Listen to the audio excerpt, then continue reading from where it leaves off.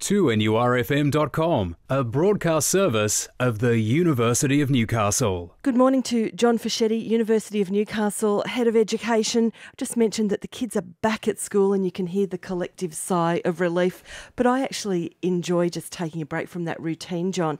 But it's interesting, the new research that's out talking about how children learn is very different to that routine of rote learning that perhaps you and I were put through as children. Yes, actually, out of the 18th and 19th century, the age of enlightenment, the thought was you open the brain and you fill it with information. Then that information is just there.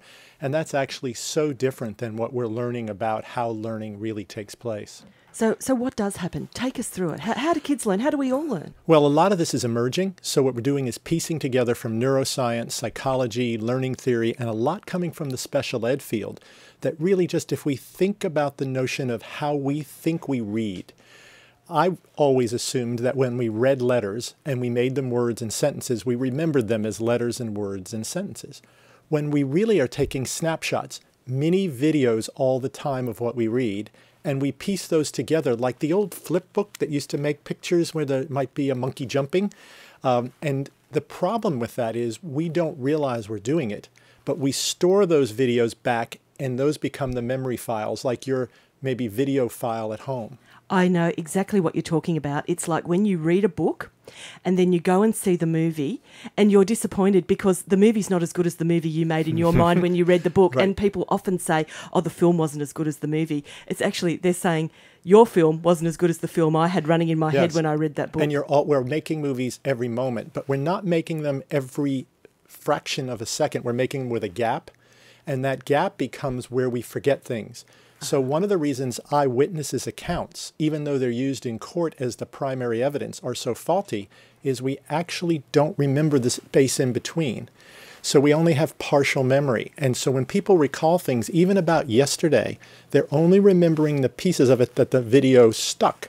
So part of how this changes teaching and learning is it enhances it if there's a sensory accompaniment to the learning, a smell, a taste, a feel, an action, because that then files it where the video is actually stored more permanently, sort of in the hard drive of our brain. Anyone who's just been to see the new blockbuster Inside Out would probably relate to this conversation because it's a little animation film about an 11-year-old girl's mind and she has the long-term memory and the train of thought. And I think the animators have tried to put on in the movie exactly what you're talking about, the processes of our brain that allow us to remember things. One of the problems, however, is that we as parents and citizens are flooding our children with so much video and so much information. For example, if you watch a video on the iPad, 40 minutes later, the electrons are still dancing in your eyes and your brain, meaning that if you've just gone to bed, you're distracted and probably restless.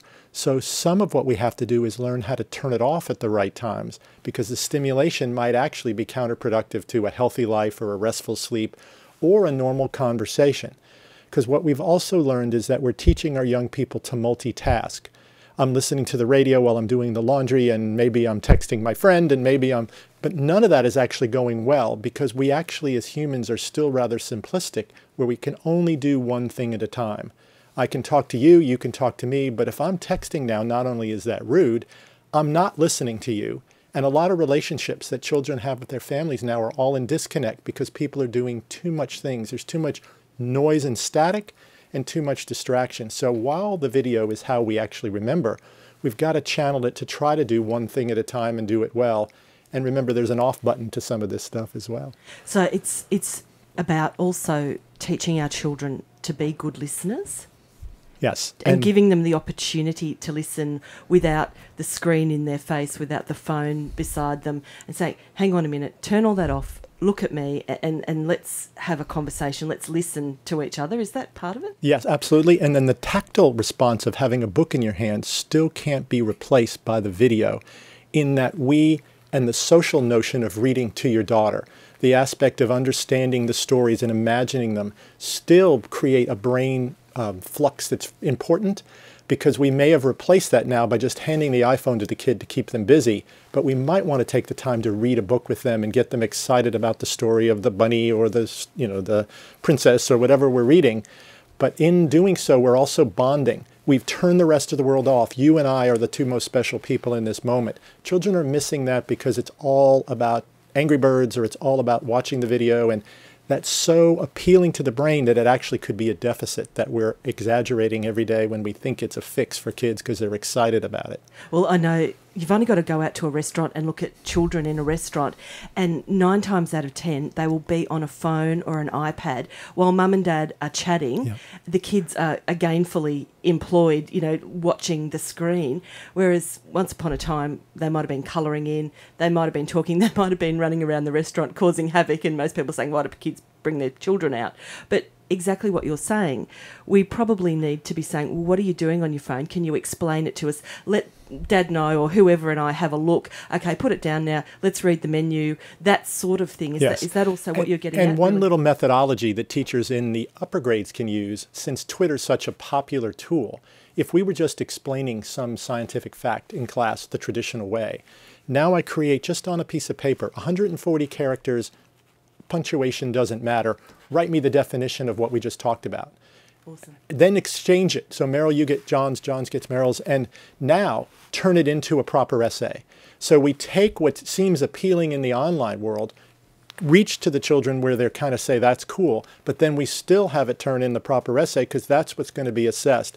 So it's part of taking what seems appealing, but maybe still doing it in a two-dimensional world, since we still exist in a lot of work settings and a lot of home settings, which just you and me, we don't really have that other stimulation. Always fascinating talking to you, John. We'll book a date for a fortnight away, and in the meantime, we'll do our best to not try and be too cool for school, but teach our kids the best we can. Exactly. Thanks, Meryl. John Fischetti joins us every other Wednesday to talk about education and maybe give you a little tip and a heads up on how you can get the best for your kids from an educational perspective.